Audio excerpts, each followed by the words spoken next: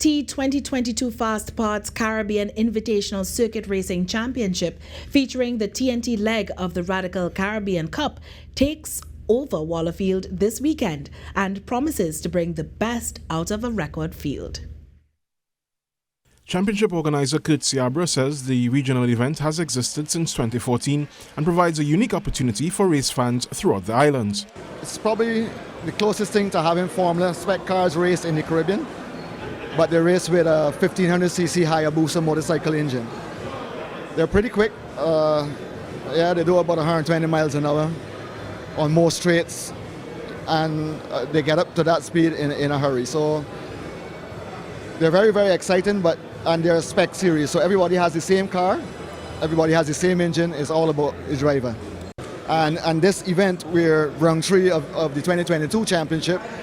We have 13 entries, and that is the biggest entry for the year. Ciabra called for CARICOM heads of government to recognize motorsport's importance to the region and provide an enabling environment that will allow for a smoother tour in future editions.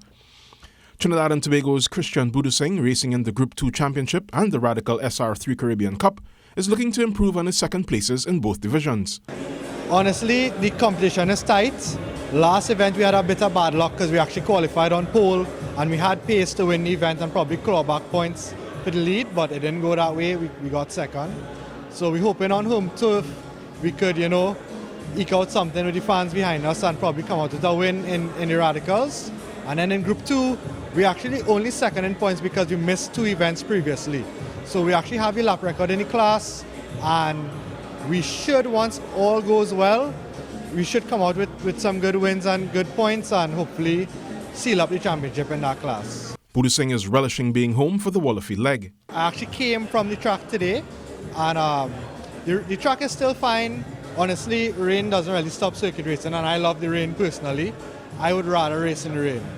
It's a dream for me because, as a kid, I always wanted to be a racing driver. And as a racing driver, you always want this kind of atmosphere at your home race. For me, I've been racing in the Radical Caribbean Series. So we've been racing in Barbados, Guyana, Jamaica, all of that. But I never raced the series at home. So I can't wait to just race in front of the home crowd and try and put on the best show I could. The leader is Guyana's Christian Jeffrey, who also shares a parental link with Trinidad and Tobago. It's always a pleasure coming to Trinidad. My mother is half Trinidadian, so it's almost like home. I'm just looking forward to racing at Wallerfield.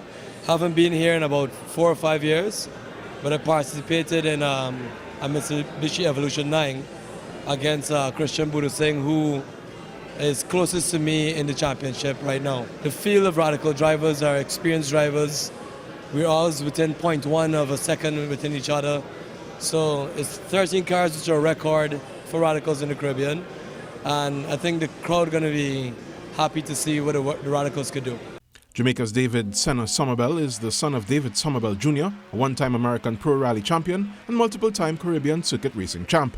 He's third in the championship, but taking it all in stride. Just giving everyone the opportunity to actually be in these races. There's talents all over the Caribbean.